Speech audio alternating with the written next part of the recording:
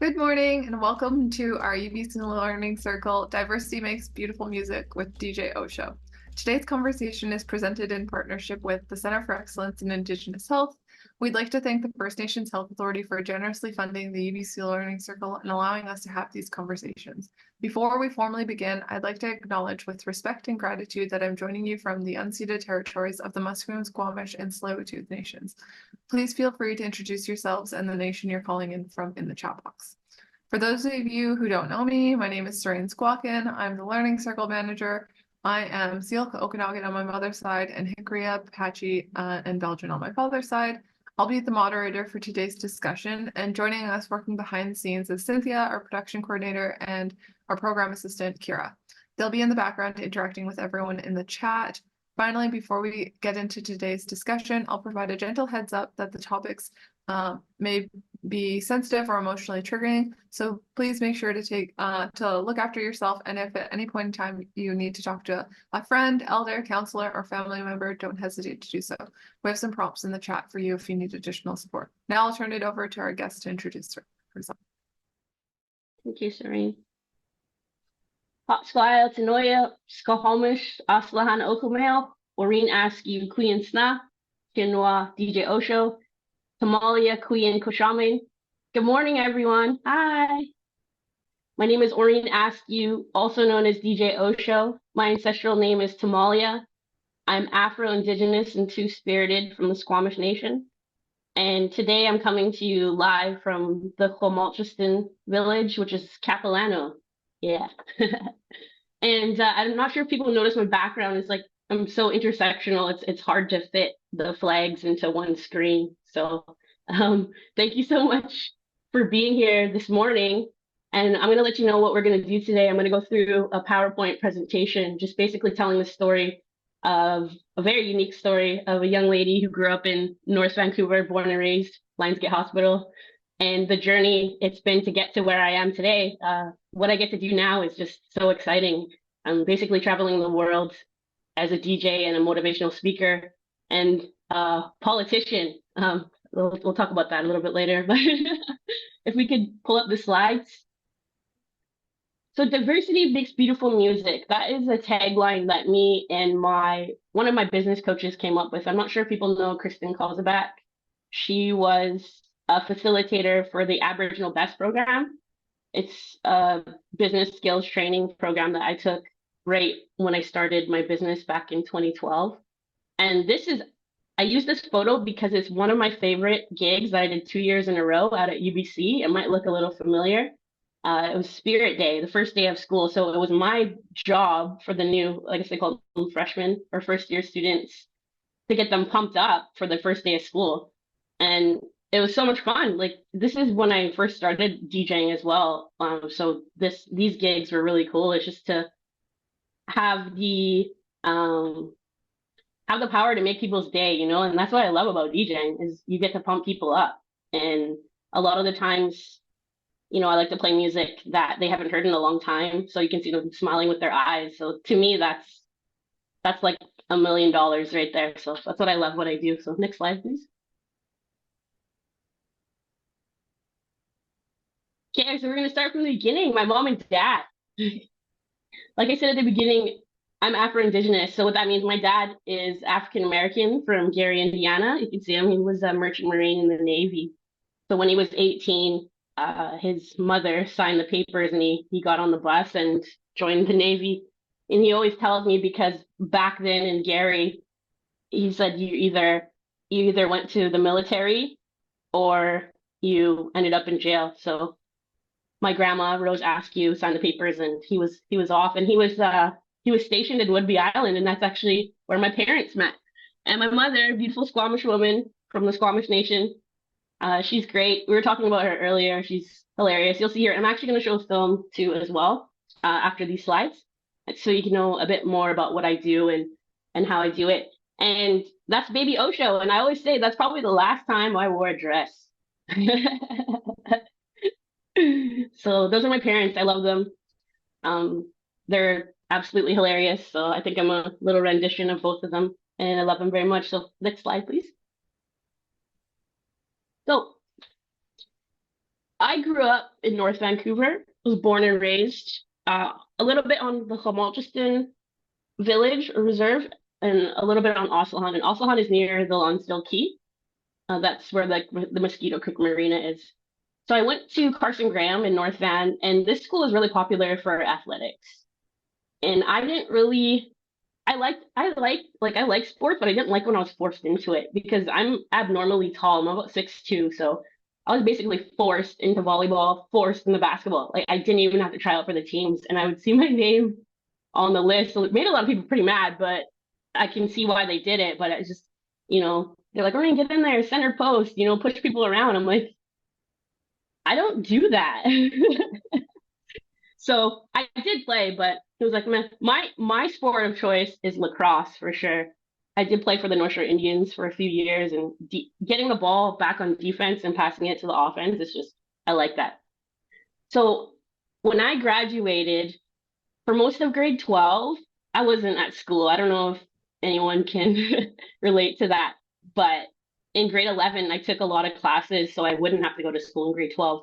But when it came to graduation time, I was one of those people that was waiting by the mailbox for my transcript because I did not know if I was going to graduate on time or not.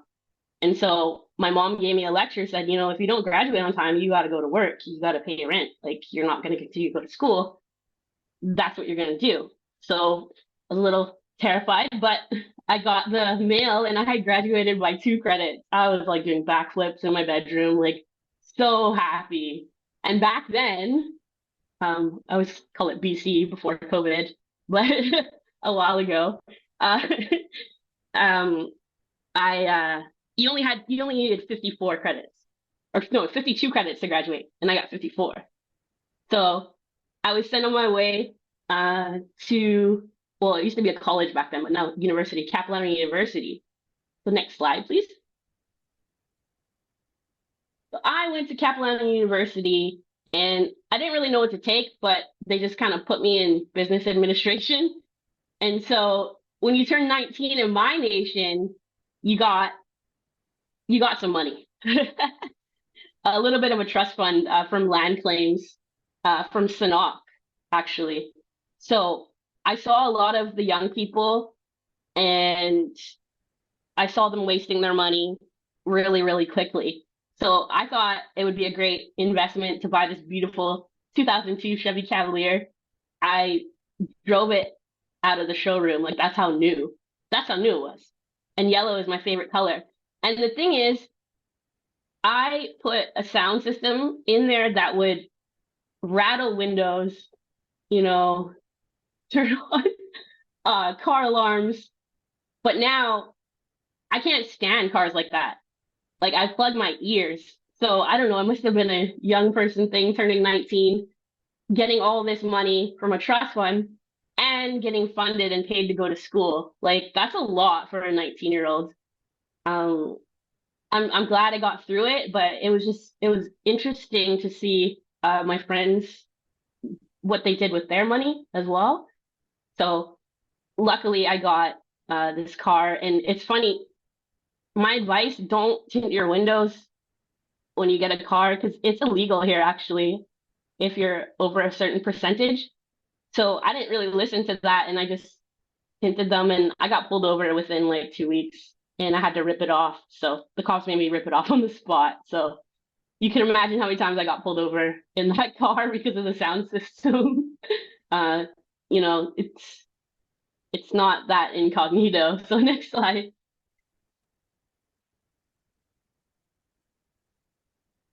So when I was 25 years old, I decided I wanted to be an on-air radio host because how cool would that job be? You basically get to interview celebrities and talk about funny stuff on the radio. So that was my thing. So I took the program at BCIT, and it's one of the best radio programs in the country.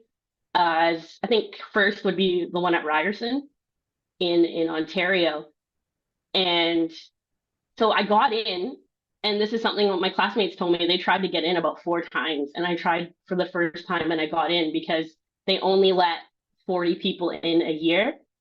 And I remember I had to be interviewed by like 6 different people, And that was my thing. I was going to be like a concert promoter, an on-air host, and you know, it was great that I got in, and I was the uh only Afro-Indigenous person, only Black person, only Indigenous person in the cohort. So you can imagine what that was like because Barack Obama had just gotten to office and he showed up at my graduation. Thanks, Barack. Uh, but yeah, it was interesting walking around campus when that was happening. I remember we watched the election when he got elected, and we're walking around campus, and people are hugging me and congratulating me because Barack was the president of the United States, the first Black president. Yeah, I know. I can see the emoticons. It's pretty funny. And then one of my teachers at BCIT made us watch the inauguration. And I had a talk with her before the class, and she said, "You know how important this is, Orene? This is why we're watching this. This is history in the making." But then I had to hear some classmates who weren't Black talk about how, why do we have to watch this? Like, we don't watch the prime minister get inaugurated. And I'm thinking in my head, I don't think you understand how huge this is. The first Black president, like, ever. Like, Tupac talked about that, you know? Like, but I'm glad my teacher kind of like stuck up for it. And then, of course, there's me sitting in the middle of 40 people crying so hard. And she was scared. My teacher said, "Are those happy tears?" I'm like, "Yeah, those are happy tears." So after that, I went and worked at Virgin 94.5. Back then, it was the Beat. So I just aged myself there. And it's funny, nowadays, I get to work with a lot of DJs that are still there, like Flip Out. He's amazing. He's a legend. Holly Conway, near Aurora. I see them all the time. They're absolutely hilarious. And then I actually got to work down in Bellevue, Washington at Moving 92.5. Because of my dad, I've got dual citizenship. So that was a really fun experience because it's very different. The radio markets are very different from here. Like down there, they've got about 50 radio stations in one market. And here, I don't even think it's 20 or 25. Don't quote me on that though. I haven't been in radio for a while, but it was so interesting. And being on the promotions team down there, we were everywhere. We were at campuses, like salons, like mall openings. It was such a cool experience. But then I came back to Vancouver after working down there for a bit. Next slide, please. And so having the experience and watching a lot of people work for themselves and be in their own business, I decided to start my own business and cut out the middle guy because I was working for mobile DJ companies. And I'm not sure if people know what those are, but back then, you can go on Craigslist and book a wedding DJ or birthday DJ. And honestly, there's like these corny companies where these men they run them and they're playing music off of iTunes. So I was just like, wow, they're getting paid thousands of dollars. I was like, I can do that. I can do that myself and cut out, only getting paid like $100 a night or something like that, because that's how much you get paid when working for these mobile companies. So back then, my nation, the Squamish Nation, they had a grant system through our trust. So if you brought them a business plan, they could give you some startup money. And that's exactly what happened. That's what I did. I said, I want to buy my own DJ gear and I want to get out there, and be at birthday parties and basically anywhere, bar mitzvahs, anything. And back then I was one of the only people that was doing it within the host nations of Vancouver, which is really cool. So I'd always get hired by my nation as well as Musqueam and Tsleil-Waututh, our cousins. So next slide, please. So literally right when I started, I luckily got a residency on Granville Street right away. That's like a DJ's dream. A lot of people DJ for 10 years and they're not there. I was DJing for like a month and I got there. So I was right in the heart of Vancouver at this pub called Speakeasy. And it was a very interesting experience. I was there for 2 years and I got a residency. What a residency is say a DJ's at a club every Friday, right? So that's their residency, that's their time. So I had a residency from 9 p.m. to 2 a.m. every Friday and Saturday at Speakeasy for 2 years. So you can imagine what I saw, what I experienced, and the experience that I got. It was interesting. And some famous people came through. I remember I met Macklemore because he had a show at the Vogue, but I didn't know who he was at the time. And he's really nice. He's a really nice guy. And sorry, a little water parched here. Sorry. That was a great experience. And my friends and family would come out and see me, and it was a lot of fun. So next slide, please.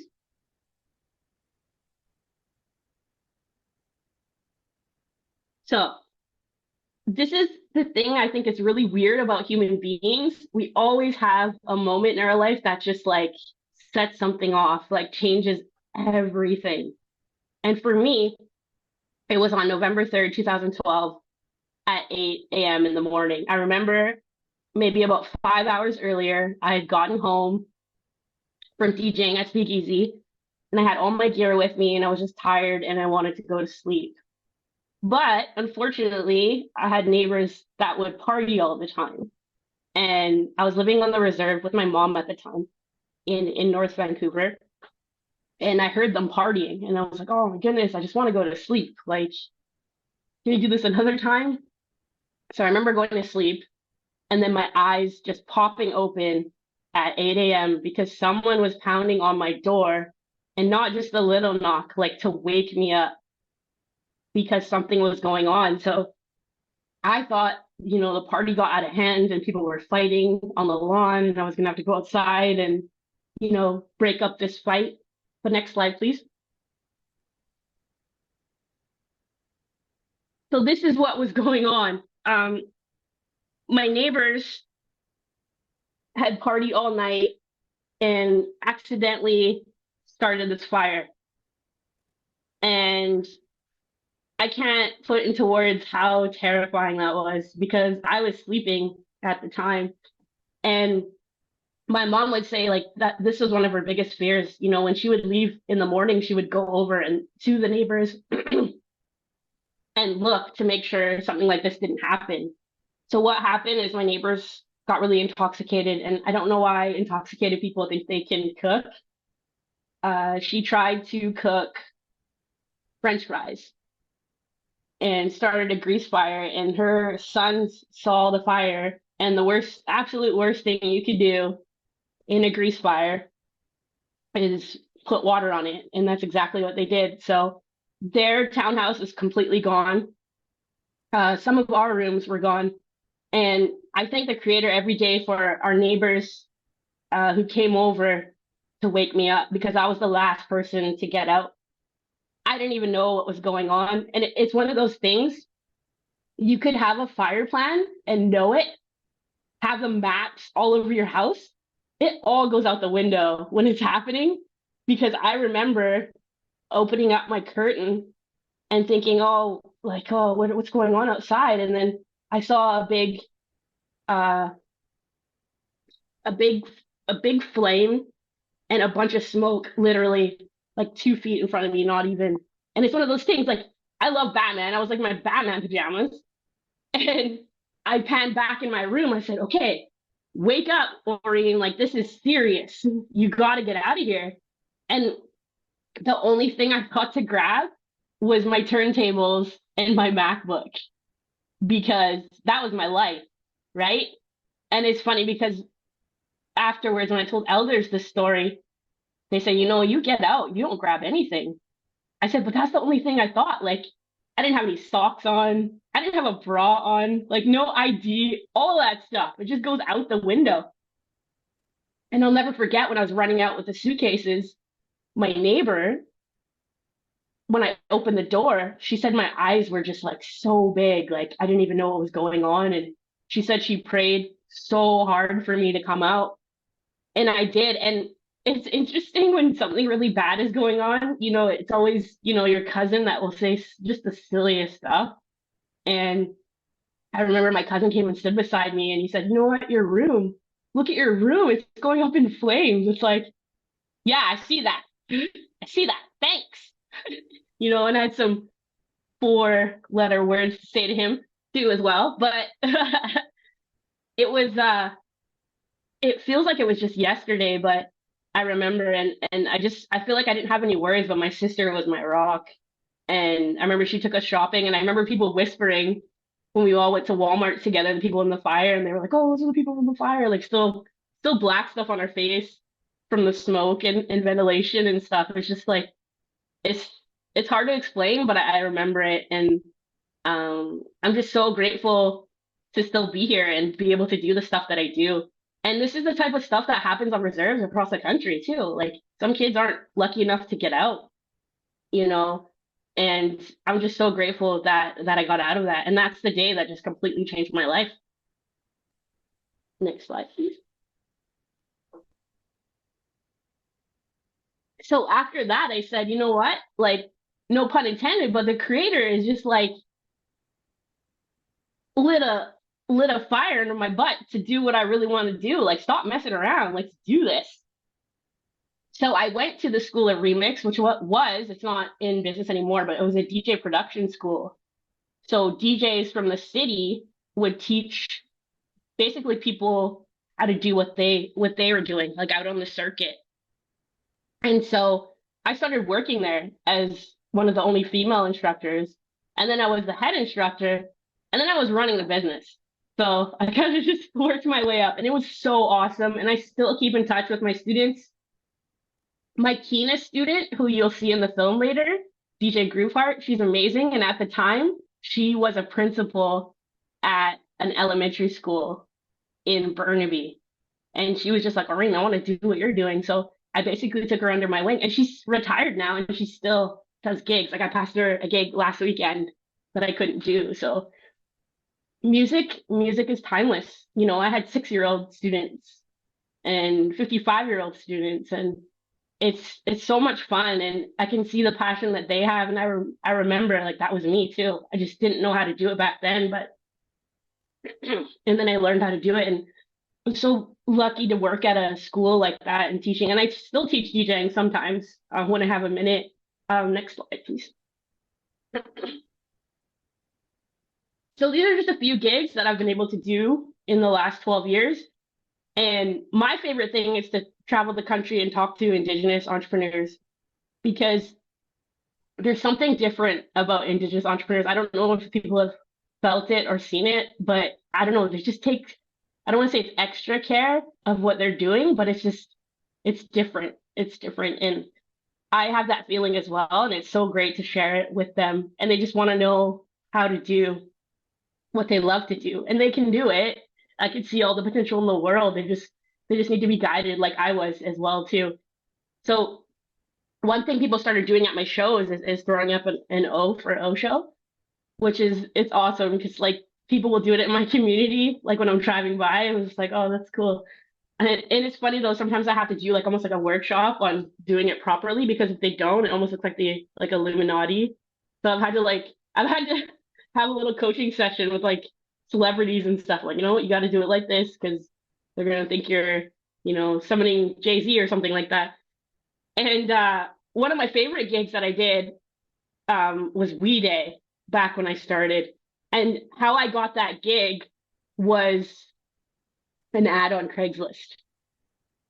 So you can imagine. And they told me afterwards, they said, Orene, we just got this really good feeling about you. Like we had hundreds and hundreds of people apply, but we looked at your website and we were just like, this person has a good heart. Like we can feel it. So always try. Always try. You never know what's gonna happen. Always put your name in the ring. And I did that gig for 2 years, and it was awesome. I was hanging out with like J-Lo, Selena Gomez, things like that. And this was before all of the controversy, so wasn't really involved in that. But it was great to see uh, young people from all over doing great things in their communities and at their schools. So next slide, please.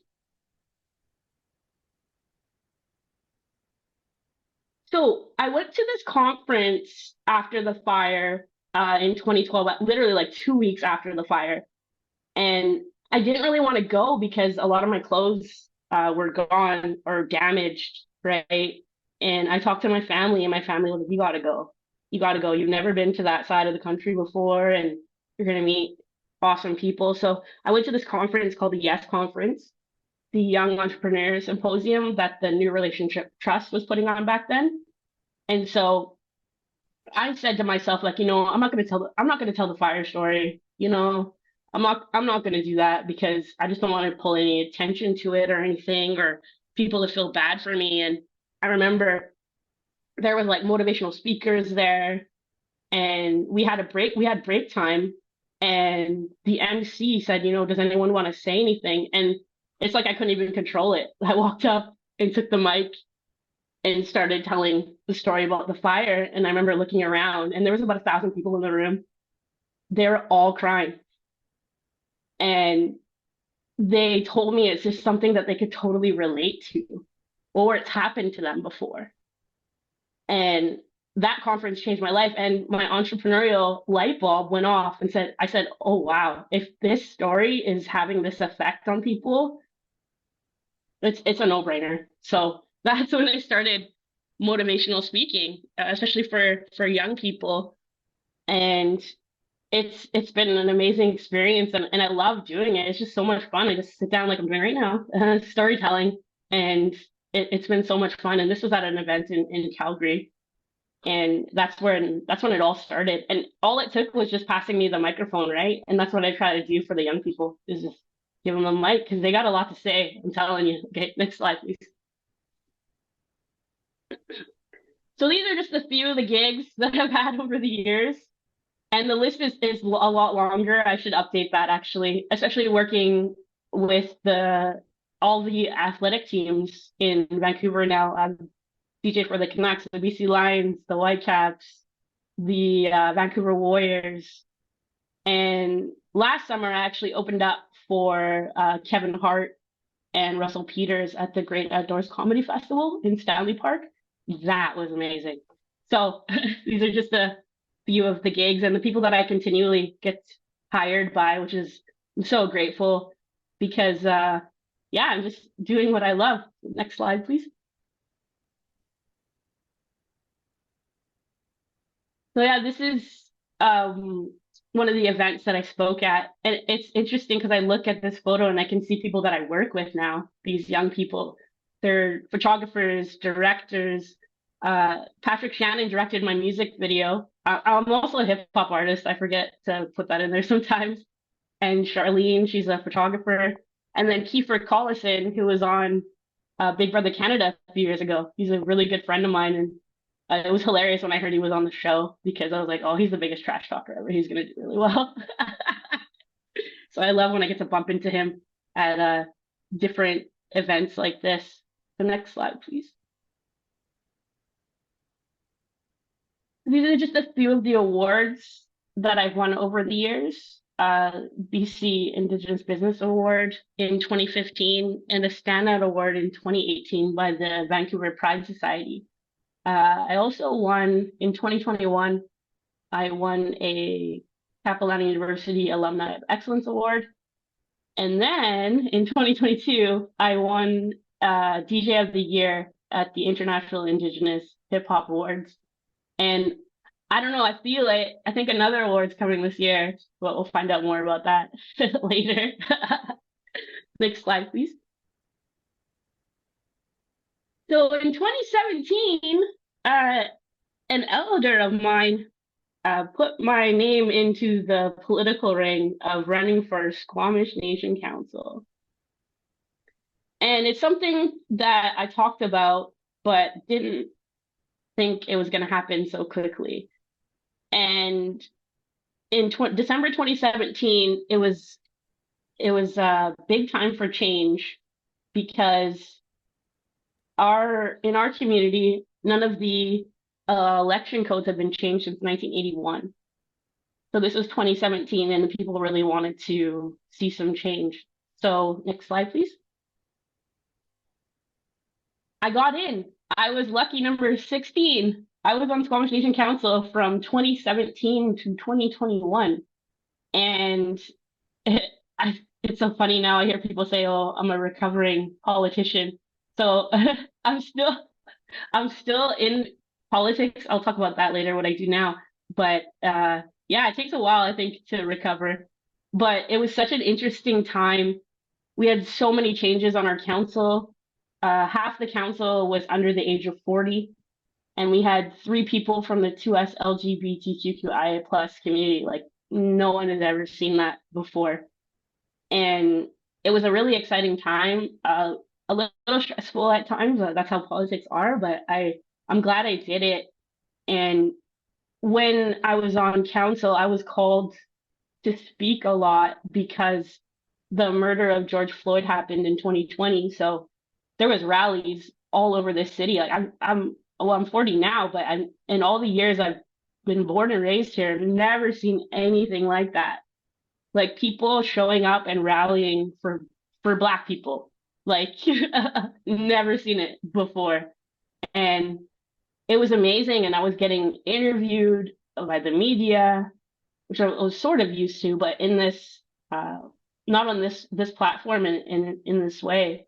So I'm really grateful for all the opportunities and all the people that contacted me and how everybody gathered. I'll never forget it too. I was doing a land acknowledgement at the art gallery, and there's thousands of people like looking at me, and I could hear my voice echoing through the city. Like unreal experience. And I don't know if people have experienced that, but I'll never forget that. That was amazing. Like in the home city that I was born and raised in, like people are actually starting to listen to what I have to say. So next slide, please. Okay, so still in politics. I I'm the BC representative for the 2S LGBTQIA plus council. So this is the first of its kind for the Assembly of First Nations. And I've been doing it for just over a year. I'm on a 3-year term right now. So the AFN, the Assembly of First Nations, is really working on diversity and inclusion. And as much as I say that I don't like DEI work, I'm in it. Like I think I might be like the poster child now for it, but I've just fallen into it, and it's amazing because this is like the first time this has ever happened in the world, actually. So it's really interesting to meet with different chiefs who want to learn. And what I do when I'm on the podium is I teach people what 2S LGBTQIA plus means because that's the acronym that the AFN uses. So I'll let you know here. So it's two-spirit, lesbian, gay, bi, trans, queer, questioning, intersex, asexual, and plus, which is basically anybody else. So it's funny because when I'm doing speeches for them, we have to repeat the acronym like so many times. I learned it pretty quick because it's in my speeches and it's in my notes, but that's what I tell all these different communities. I'm like, you just got to keep saying it, you know. And I know sometimes people kind of push back on it, but it's like we want to be inclusive of everybody, right? So how many letters isn't gonna like ruin your day, you know? And sometimes I don't say the full acronym. I'll say 2S plus, but then, you know, other times I do because I want people to know what that means and how many people actually fought to have that acronym, you know, being said and for people to learn it. Next slide, please. Oh, sorry, that's probably the end of PowerPoint. So diversity makes beautiful music. That's the end of my presentation. So that was the story of my life and where I'm at today. And so what we're going to do now is I'm going to show you an award-winning film documentary that was done on me. It was done by Human Biography, and they're amazing. Sherrod Carey and his wife, and I met them randomly. I was speaking out at BCIT. Everything is a networking thing. You just never know when it's going to happen, right? And I was speaking out there, and after I was done, this bald-headed Indian man, Sherrod, was standing in the lineup, his shiny head, he was waiting to talk to me. He was very patient, and he said, you know, I don't know how, but I got to work with you. He said, your story is incredible. And he said, I have Human Biography. It's a company I own, and we interview, you know, famous people like Katy Perry, the Red Hot Chili Peppers, Meryl Streep, you know, Susan Sarandon, the Dalai Lama, and we want to add you to the list. I was like, okay, like you don't have to tell me twice. So they followed me around with cameras for about 6 months. And I really feel like I know they're making a lot of money, but these reality stars, like I get it when they when they have meltdowns and things like that, and the mic pack, like they mic'd me up for everything. That mic pack. And I remember one time I had to tell them to just leave me alone for 12 hours. And they were like, but, I was like, no buts. I'm a human. And Shared will say that I taught him something that day. But we're going to show the film. It's about 20 minutes long. And then it's going to be question and answer time for me. So yeah, we'll start the video. Thank you. OCM.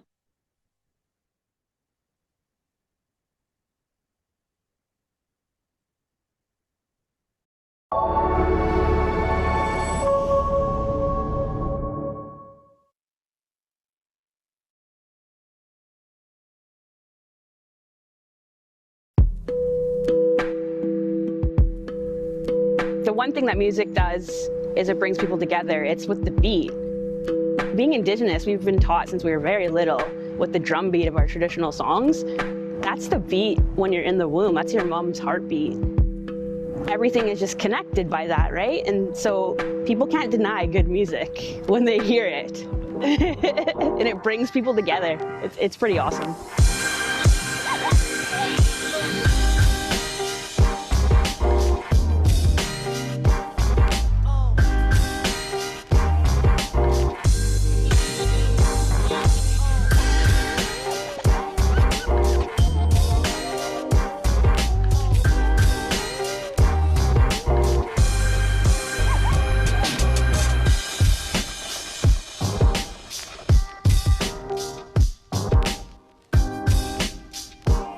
Well, I've always had a passion for music growing up because my mom would listen to like Motown and have vinyl records around all the time.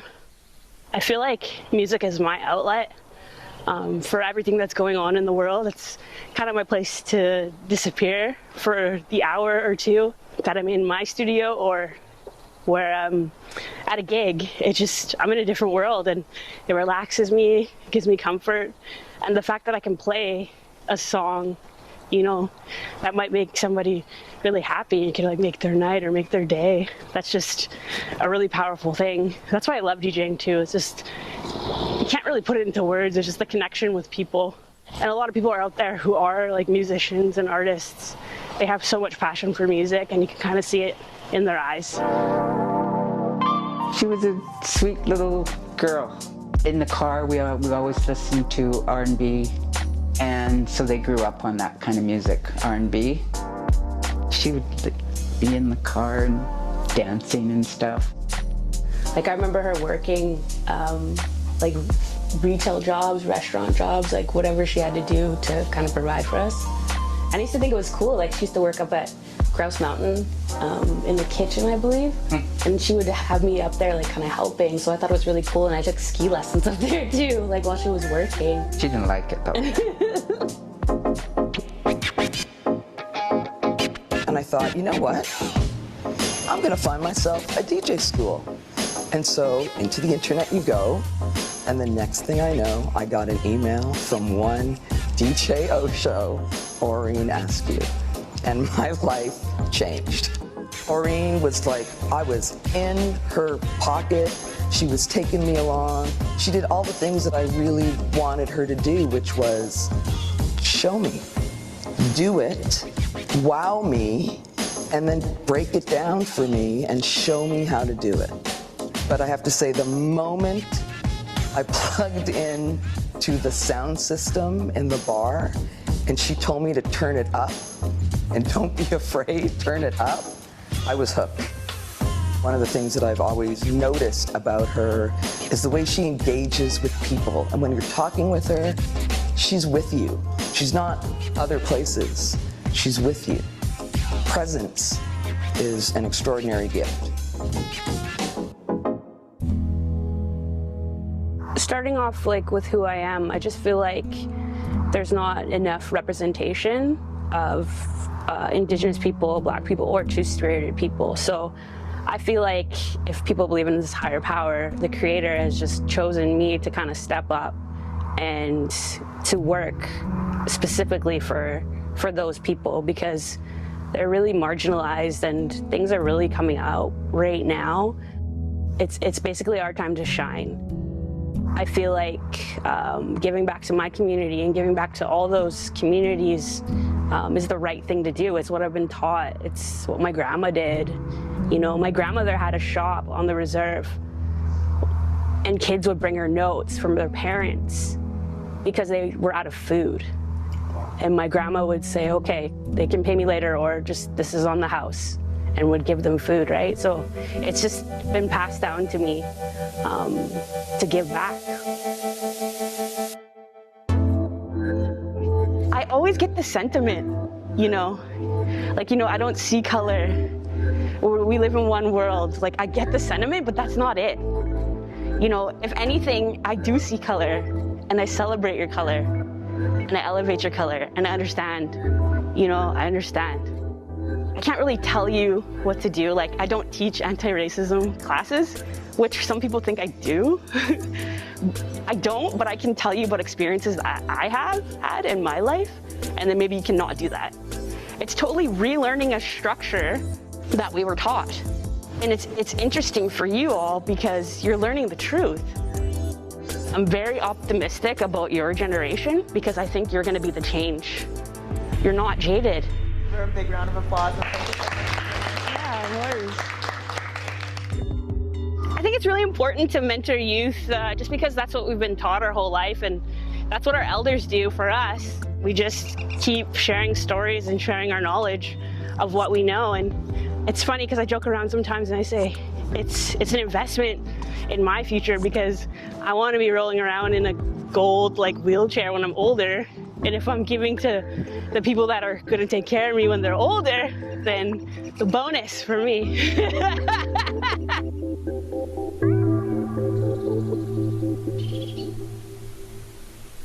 Since I was born, I've been told legends and stories, and I think that's our art form as well. We're just amazing storytellers. We might talk a little bit too much sometimes, but that's our thing. It's oral traditions passed down to one another, and I think we do it without even thinking about it.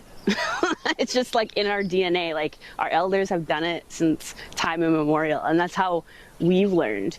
And I feel like we have a lot more to learn and a lot more stories to get out of our elders that are left. But that's art in itself, I think, is storytelling. So with the Squamish Nation, my job was to assist entrepreneurs with getting funding for their businesses, to help them with the conception of their idea for their business or the expansion of their business. When I first met Orene, she was this shy young lady that, kind of did DJ work on the side, and I heard about her, and, she was an up-and-comer, throughout the nation. I see potential in a lot of people, which I think made me very good at what my job was, because I see a lot of gifts that people have. But Orene had something special. She shone, but she didn't know it yet. And maybe if she knew it, she didn't know how to put it out there, but she certainly does now. And I just saw her blossom.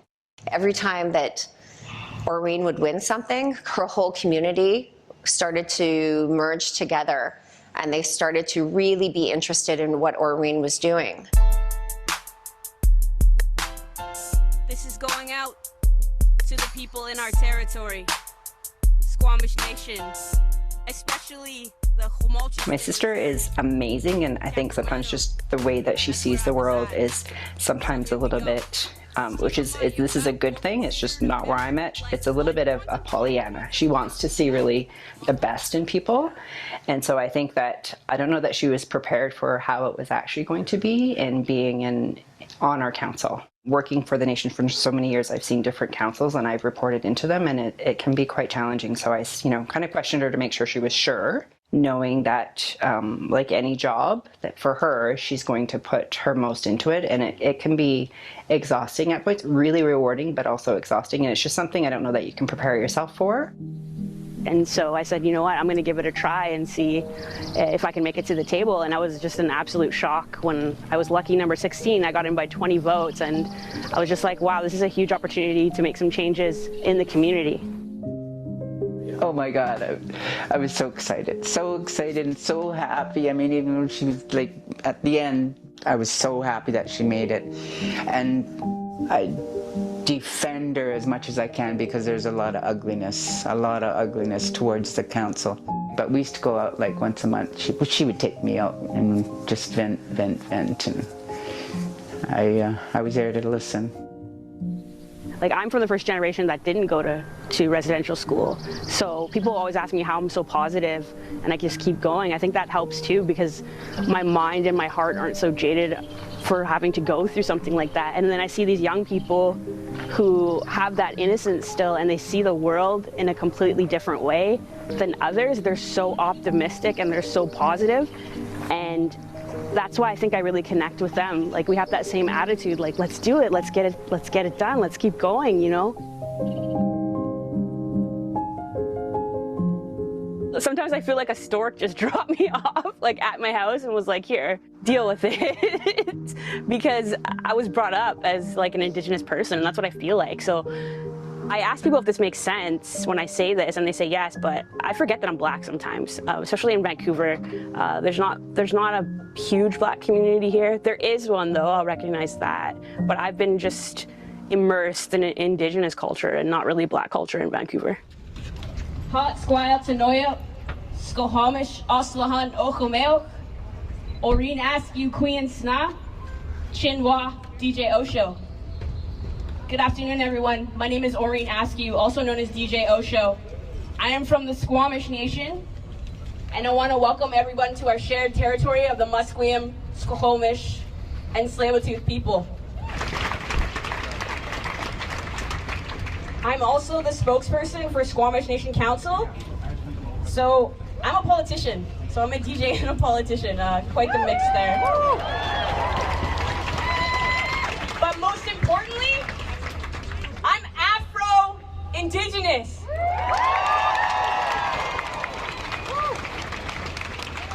I started going to rallies back in 2016, and that's kind of when the BLM chapter began here.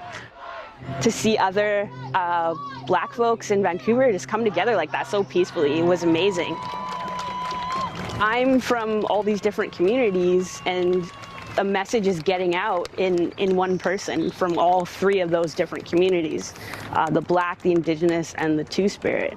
So I felt like it was really important for me to be there, and it's just such a sense of comfort that they have like a chapter of BLM here in Vancouver.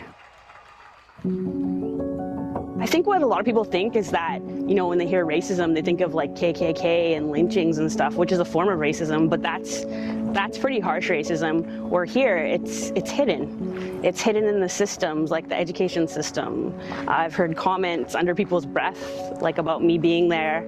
And I'm just like, what? You know, like, I'm like, I can't believe people still think like that. It's in the healthcare system, you know, it's in all these different systems. I think people should just learn about other people's experiences, and don't be in denial that it happens here in Canada, because it does. It's really hidden.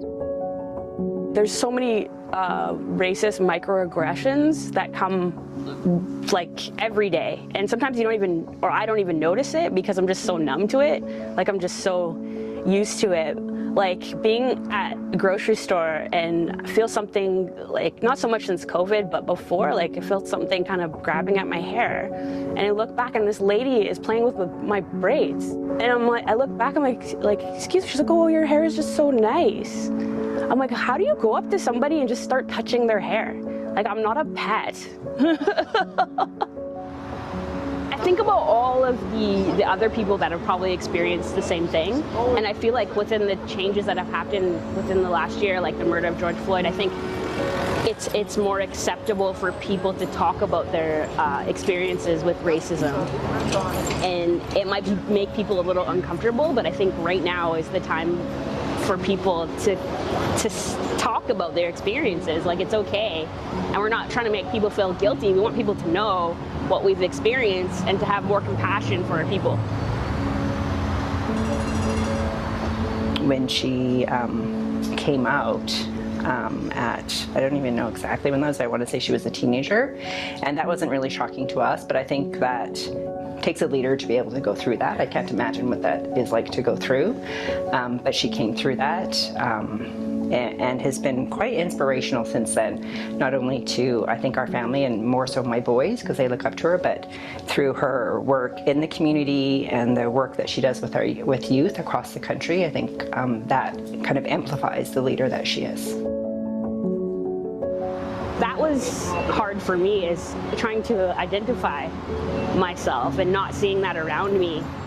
The term Two-Spirit comes from, it's an Indigenous term, and it came out in like maybe the mid-90s, but I only heard about it within the last like 5 years. And when it was explained to me what it was, I said, okay, that's me. And it's interesting because I feel like as a young queer person, you're kind of looking for that definition.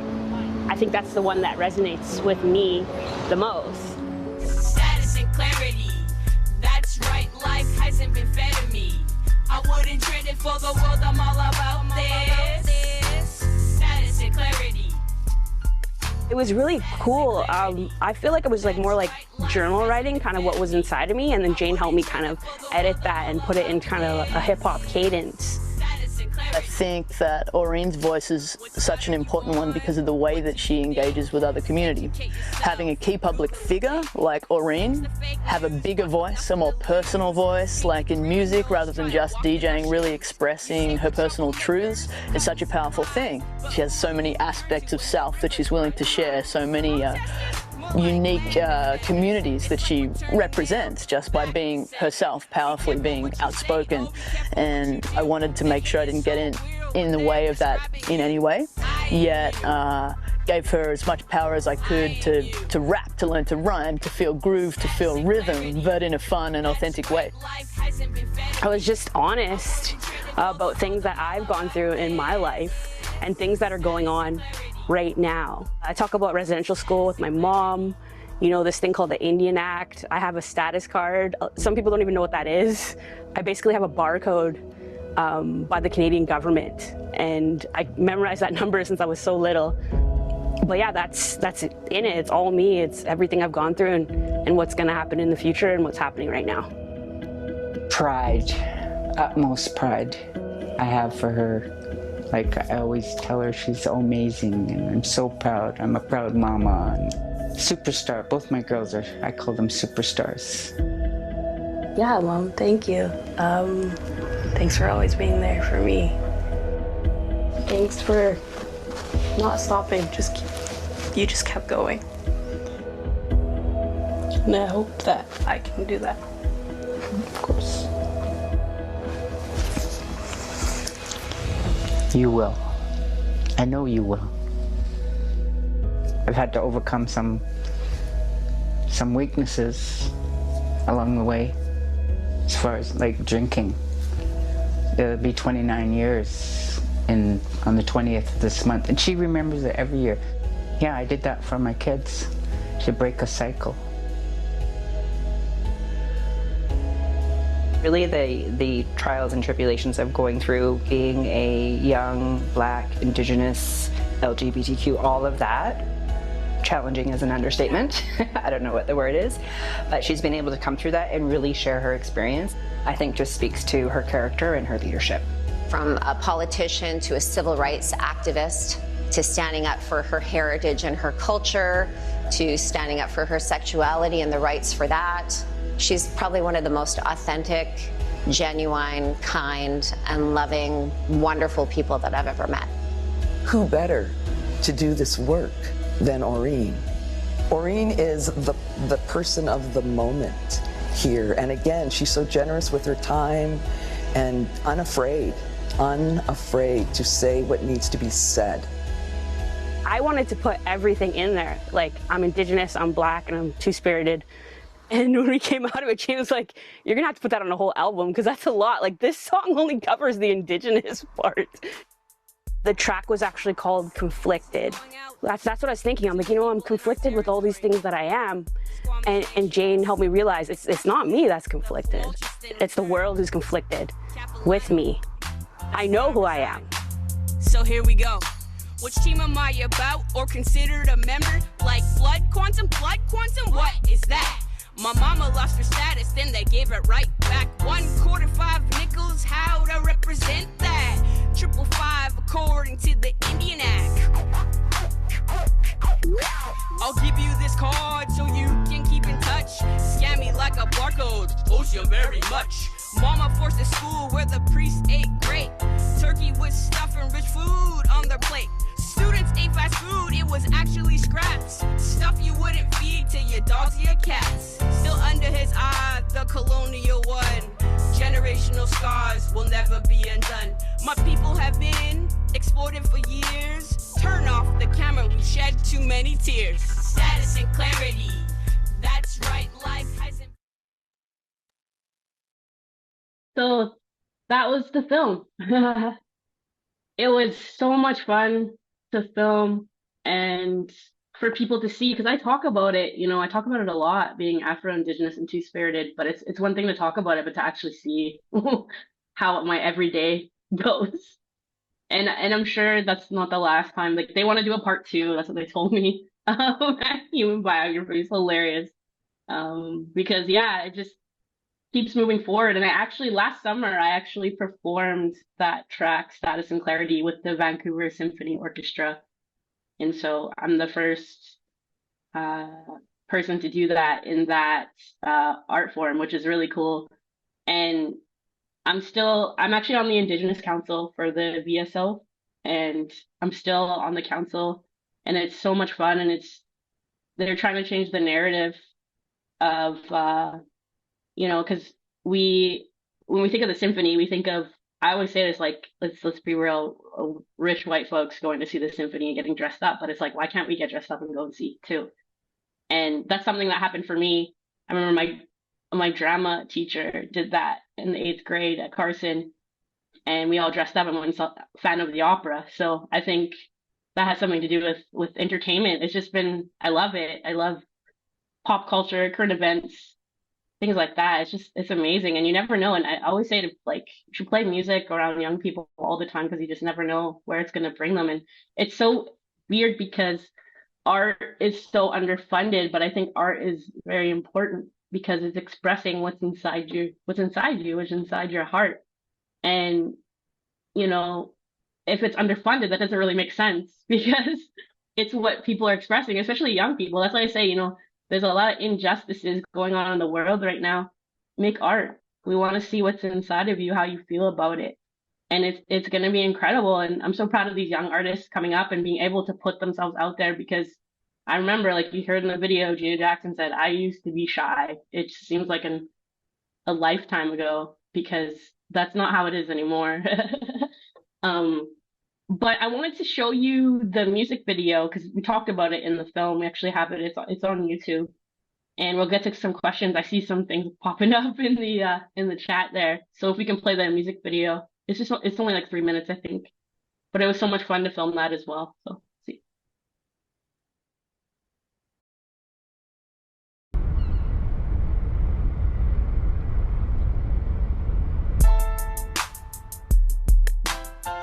This is going out to the people in our territory, Squamish Nation, especially the Humboldt Reserve, Capilano, that's where I reside. So here we go. Which team am I about or considered a member? Like blood quantum, what is that? My mama lost her status, then they gave it right back. 1/4 5 nickels, how to represent that? 555 according to the Indian Act. I'll give you this card so you can keep in touch. Scan me like a barcode, owes you very much. Mama forced a school where the priests ate great. Turkey with stuff and rich food on their plate. Students ate fast fast food, it was actually scraps. Stuff you wouldn't feed to your dogs or your cats. Still under his eye, the colonial one.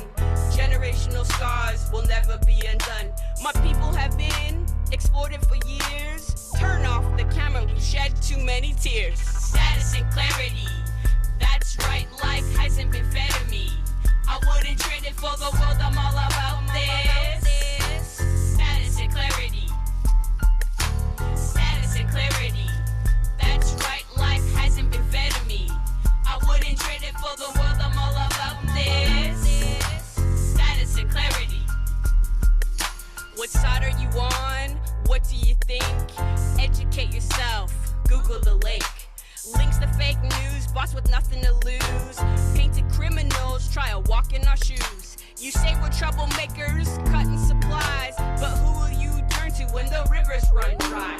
Protesters? More like land defenders. It's like returning mail back to sender. Be careful what you say, oh, be careful what you do. The hate is so weird when they're describing you. Eyeing you. Eyeing you. Status and clarity, that's right, life hasn't been fed to me. I wouldn't trade it for the world, I'm all about this. Status and clarity, status and clarity, that's right, life hasn't been fed to me. I wouldn't trade it for the world, I'm all about this. Status and clarity. Love mountains and trees, what you think we're defending? Canada exploits beauty, yeah, racism is trending. Feels like the world is ending. Feels like the world is ending. Where you were standing, the land is unceded. We've never surrendered, we've never been defeated. Reconciliation has a price on its head. Felt good for a minute, but guess what? It's dead. I wanted this job and this is what I got. Tongue tied with a muzzle, put on the spot. Think you can buy us off all dollars, no cents. Put money in our pockets, then ask us for a rent. So where your house is? Ours. Where your mom lives? Ours. Where your son plays? Ours. Ours. Ours. Ours. Ours. Status and clarity, that's right, life hasn't been fed to me. I wouldn't trade it for the world, I'm all about this. Status and clarity, status and clarity. Status and clarity, that's right, life hasn't been fed to me. I wouldn't trade it for the world, I'm all about this. Status and clarity, status and clarity, status and clarity, that's right. That was the music video for Status and Clarity. I had so much fun filming that, and it was just with my family and friends on the Capilano Reserve. And we got the ice cream truck for the day and got ice cream for all the kids. They were loving it. And then my best friend, who happens to be white, you saw him in the video, his name's Josh. He came out too. It was just so much fun. And I actually, I received a grant to make more music. So I'm going to have a 4-song EP out by the end of the year. I'm addicted. So keeping, making more music and I'm excited. I'm excited about it and excited to work with more artists that I've really looked up to. So this is question time. If you have any questions, yeah. Yeah, we have a few here. I'll start with the first one. So this is someone is asking if you've ever felt like you were ever being tokenized by being included in certain spaces, and how would you navigate that? This person is asking because they kind of feel like that right now. Yeah, for sure. It's something that comes up quite a bit. I've even that's been said to me by people like, oh, you only get hired because of tokenism. So it's one of those things for me to take the opportunity, because I'm at a point in my life, in my career, I can pick and choose who I want to work with, but I know it's not like that for everybody, and sometimes it's basically it's for the money. Like you got to make a living, like you got to do it. So for me, I have to really sit back and analyze who I'm working with. And sometimes it's like, it's an opportunity for me to make space for the next like Afro-Indigenous two-spirited person, so it's a huge responsibility. But yeah, I feel it, especially, when it comes to this DEI work. Like sometimes I feel like we're just like an afterthought, you know, and I talk about this a lot in politics because we talk about MMIW, and girls, and then now they've added two-spirited people on the end, right? So my phone is ringing off the hook, to get into meetings like all over the country because they're like, oh, we want to know what two-spirit people think. And it's like, well, you know, now you want to.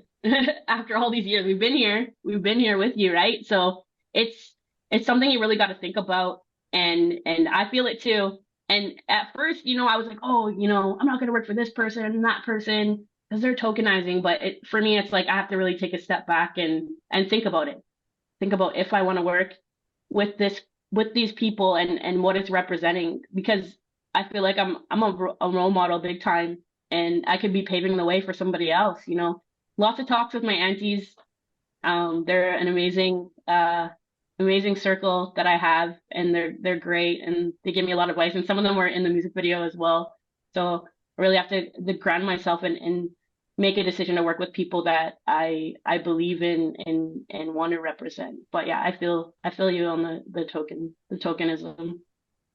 Thank you. I feel like that is a great answer for it. I feel like it's kind of speaks to the situation, because I feel like it can be hard to navigate sometimes, like what's true to your heart and whatnot. And it sounds like you're in a position where you're able to work with people that are in line with like your goals and whatnot, which is cool. Kind of a similar question is, what is your vision for Black and Indigenous solidarity on these lands, and what gaps or opportunities for growth do you see right now? Yeah, that's a great question. I'm really grateful for social media, because honestly, it's allowed me to connect with a lot of Afro-Indigenous people across the country. And before, I wouldn't have even known, because things have come up too, you know. And I was thinking about it this morning. It's just like, you know, Afro-Indigenous people haven't even been talked about for the last how many years? It's like two-spirit folks too. It's like we didn't even exist, or they just kind of like put us in the corner. And for me, you know, I'll see like advertisements, and you know, they put I'll say the typical looking Indigenous like Hollywood person on the front, and I'm like, well, you know, how many different people are actually in the community? Like, it doesn't reflect what the community looks like. There's a lot of mixed people in my community, as well. So having that ability to connect on social media with so many people who agree with how I'm feeling is absolutely unreal. And there's so many activists and so many great people, and there's a lot of stuff going on. I was just looking at social media this morning about certain, you know, blood quantum stuff and all this stuff. I won't get into it, but that's coming up as well. And I think it's so important to connect with people, because, you know, for me, I talk about it all the time. Like, I never saw anybody that looked like me.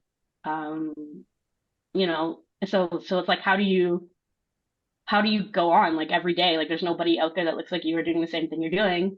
But then you go on social media, and then there's people that are doing that, and they look like you, and it's pretty incredible. And the fact that I feel like Afro-Indigenous people are actually having a voice now too, because there's certain campaigns I've seen where they, you know, it's the cool thing to be Indigenous right now, but it's not, these campaigns aren't reflecting what our community looks like. And so a lot of Afro-Indigenous people are speaking up about that. So it's not just me. So it's really cool. And I think it's a great way to connect. I know there's a lot of negativity on there, but it's so helpful to take care of your mental health. I see a counselor every once a week because of when I got into politics, and I just saw what it was like, especially online. You really got to take care of that. And I get that question all the time. I said, people are like, how do you stay so positive? I'm just like, well, I could have died in a fire. I don't think there's anything worse than that. You know what I mean? So yeah. Thank you. Kind of just to continue the theme with our last few questions, we have someone mentioning that they feel it is a privilege to get to know more of your trajectory, and then also hearing your story. And this person is just wondering if you ever felt any challenges to balance your identity as Afro and First Nations individual. Oh, for sure. And something I've explained to my aunties too and they said they understand, but I feel like my Black spirit is just not happy with me. Because my whole entire life I've been, raised on reserve, like in the middle of it. And my Black spirit is like, what about me?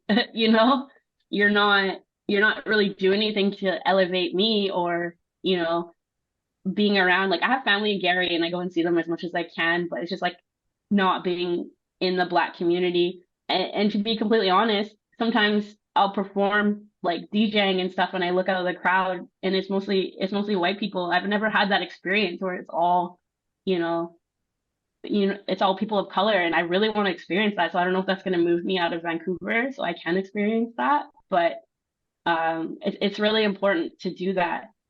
And I feel like when the spirit is just like not one of the spirits isn't getting enough attention, I try to be around people who are from those communities. It helps being on boards and things like that. I'm still on a few boards, but I had to take a leave from some of them just because it's a lot. And the whole nonprofit board structure, I didn't know that's what it was like, but I do now. The whole system, the way it works, I was just like, wow, this needs like a whole overhaul, but awesome experience. But yeah, I try to be around people when the spirit is just doesn't have that much energy. But I think that's for me right now, that's kind of the only way to kind of get through it. Definitely like reground yourself and reconnect with some sense of community. I like that. Our next question is, who are your biggest supports through your life journey? Well, definitely my mom, the movie star you saw in the film. She's hilarious. And she's she raised me by herself, me and my other three siblings, and I saw her struggle and I've seen memes lately like nobody works harder than somebody that saw their mom struggle. So I've seen what she's done and to crawl her way back up and she retired a First Nation support worker in North Van. So she's probably my biggest. My sister, you saw her in the film as well. She's the director of HR for the whole entire Squamish Nation. And, she said that I'm a Pollyanna. Like, she's hilarious because she's in HR, right? So she does everything by the book. So we're 12 years apart too. So she calls me her other daughter. But yeah, those are two inspirations. And lately, like just in the last like 5 years, I've totally gravitated towards my aunties and they're not that much older than me, so I'm the youngest in the crew, but we go on trips together. They just keep me so grounded. We've got group messages and they're just so great. And my thing is like kind of changing the narrative in the Indigenous community about aunties. Like, there's jokes about aunties and things like that, but they need to be held up in the highest regard. They're like moms, and so some of the music that I'm gonna be putting out is I want to pay tribute to them because they're incredible and they're so funny. And they just keep it so real, like real and real.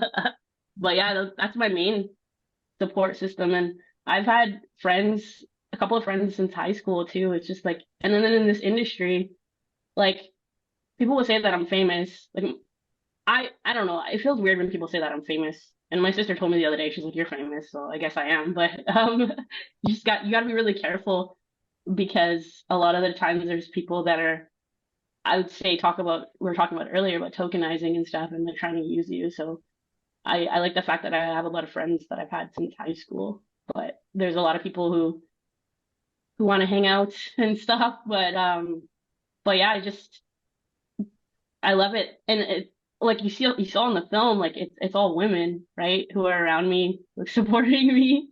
Not to diss men or med hater, but that's our matriarchs, that's who's around us, and that's what our nations do here. We're like a matriarchal society, so it's time to pay homage to the women for sure. Definitely. And we still have a few more questions, but Oh, okay. I like this. Yeah, it's a nice flow. Our next question is, what are your pronouns or Oh yeah. Yeah. Good question. I should have said that. It's hard to remember everything in the introduction. But my pronouns are she and her. Yes. And then one of the questions we have here, what challenges have you felt entering into both entertainment and inspirational spaces have been most prevalent? Yeah, I think the fact that I'm in the DJing business, a lot of people, I really had to like work extra hard and prove myself, because a lot of the times too in the industry, they don't think women know what they're talking about. And I've had sound techs like hit my hand away and things like that. But I'm, I let the music show. Like I let what I do show. Like the talent, I just let it show because like I've been doing this for a while and I've gone to radio school. Like I know this stuff. I know the gear, the crowd control, like, and then they're kind of like blown away. Like I have club promoters messaging me to throw parties because they've seen what I've done, right? But it's like I had to prove myself. Like I remember sitting in conference room with a bunch of club owners and I'm pitching like a pajama party idea and they're just like they think they're like what, and then it's worked out really well. So I just like it, and I've always been like that since I was young, just wanting people to have a good time. And I think that's what DJs want to do. And a really cool DJ from Las Vegas, DJ Knowledge, I'm really good friends with him, and he's DJ for like Rihanna and Beyonce and stuff, and he just said, if anything I could teach you about this, Orene, it's not about you. And I'm like, I totally get that. It's like what the crowd wants. Like it's not really about what I want or what I want to hear. It's about what they want to hear. So that's why I'm in this business. And then motivational speaking and politically, I think I'm just trying to move up to the next level. Like I have representation now, which I've never had that in 12 years. So I have an agent. So, and it's just because I've been so busy and I feel bad if I can't get back to people, but how can one person do all of that themselves? And I think it's the thing of, to be completely honest, it's the thing of fear too, is like handing over my baby, my business that I've had for 12 years to somebody in somebody else's hands. But a lot of people do that. So I think that's really important. And just being a sole proprietor for so long, you're just like kind of stubborn and you don't want to hand it off. But I have now, so I just gotta kind of let the things happen. The creator's got my back. Mm-hmm. I like how it's just from hearing your answers from the questions and also just like from what you shared with your story and the film that you showed. It's just cool that like both have a sense of community, like how you were kind of saying that like as a DJ, it's not all about like what I like know and like what I want to listen to. It's about like what the crowd or like what the people want to hear. And I think it's similar in your role as like a politician.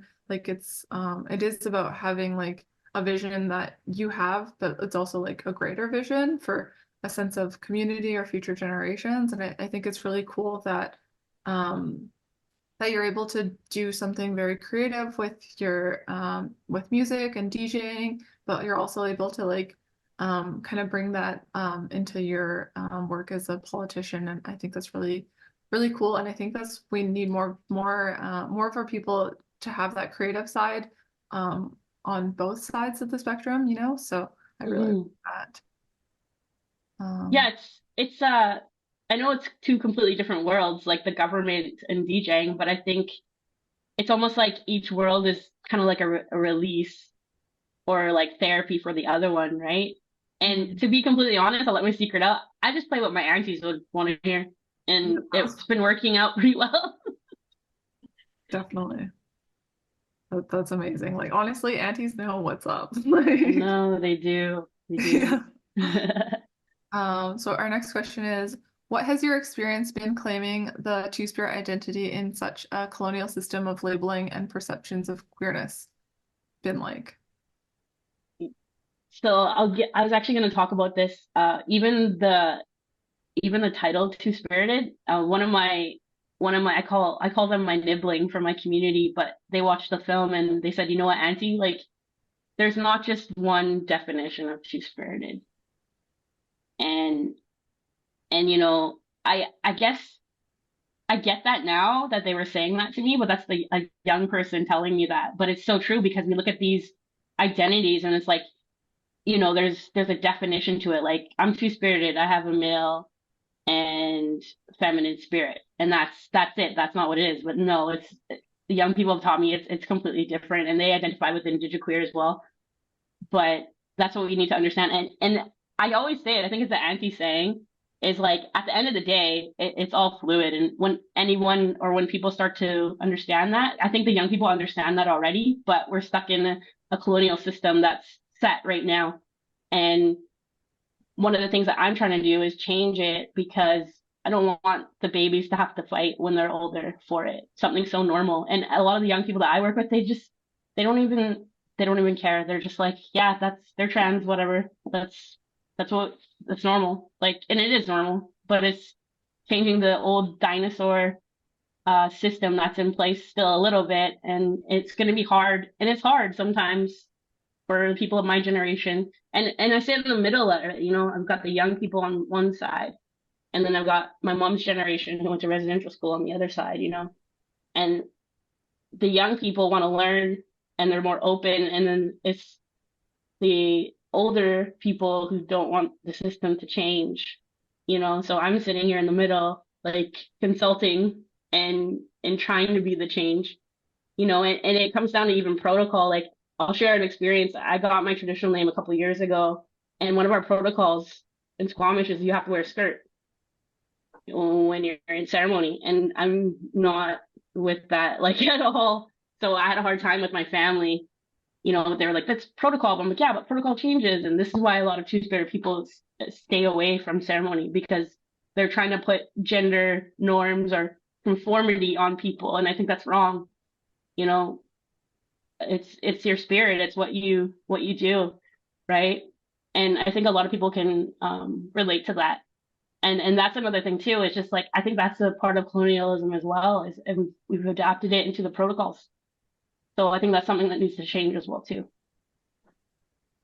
Definitely. Like, I feel like a lot of the times people would consider Indigenous people kind of like more in the ancestral way or like traditional, and we're not. Like, we're one of the most adaptable and most innovative people to survive like colonialism, genocide, and whatnot. And we're still like, and the reason why we are being able to thrive and survive and be a creative people is through growing and adapting and making sure that we're making space for all of our people. Like, and it's not going to be the same. And I think that's the great thing about it. Like, we like to know that like Mother Earth always changes in different ways, but we still tend to that, right? So like, why not tend to that for other things? Like, be more open to new experiences than just being more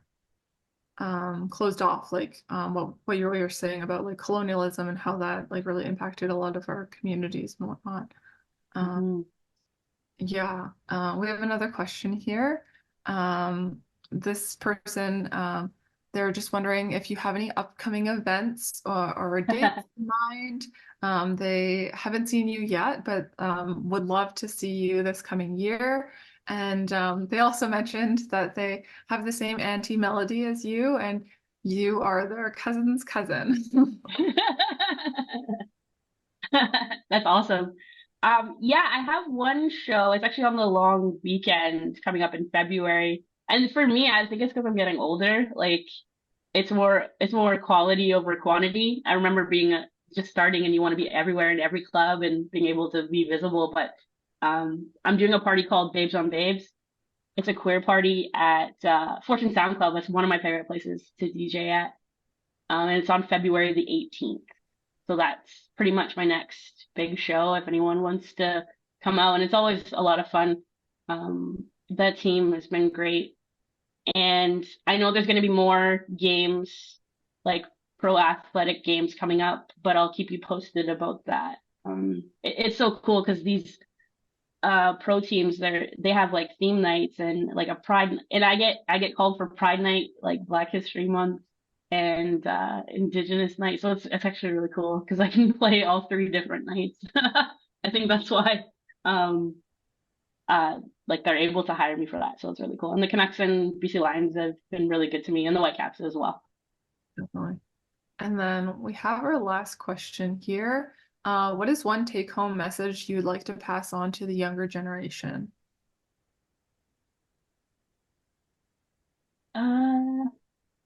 That you're powerful. I don't think you get given enough credit. You're so powerful and you don't even know it, right? And I work with these young people, I can see all the potential in the world. And I don't think they get treated like it a lot. And that's what I'm saying. Like, to be completely honest, this whole these old dinosaur people in politics, they're dying out. So it's up to you. We're passing the mic to you. And I'm just so excited for them, and I love working with them. They're hilarious, and I feel like I speak their language, or I'm just a big kid like them too, right?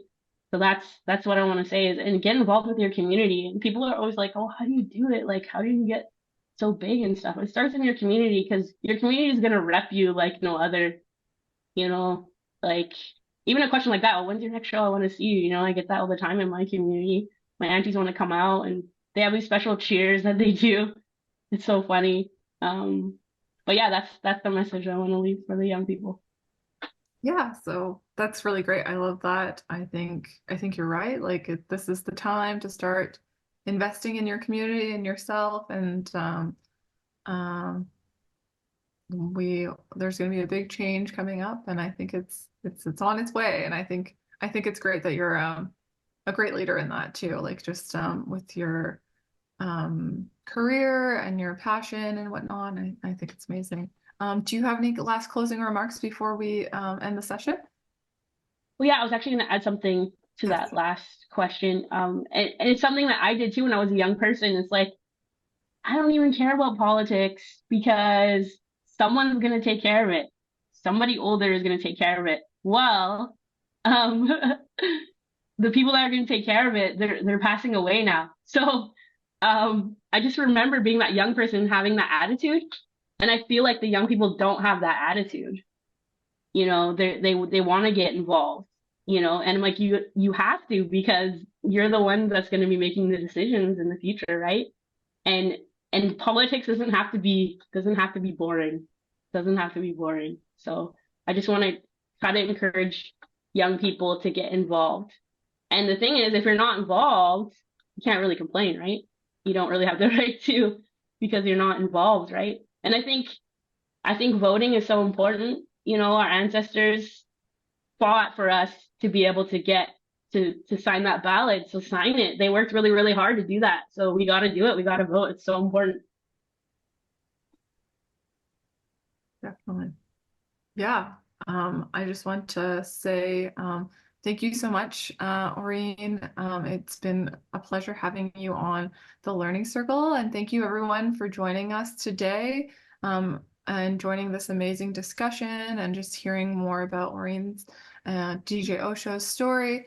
It was so great to learn about what drove you to get into DJing, how it kind of navigated your journey through to politics, and then how you're kind of melding the two together and just being an inspiration for your nation, everyone here in the Lower Mainland, and also future generations. So thank you so much, Lim Lim.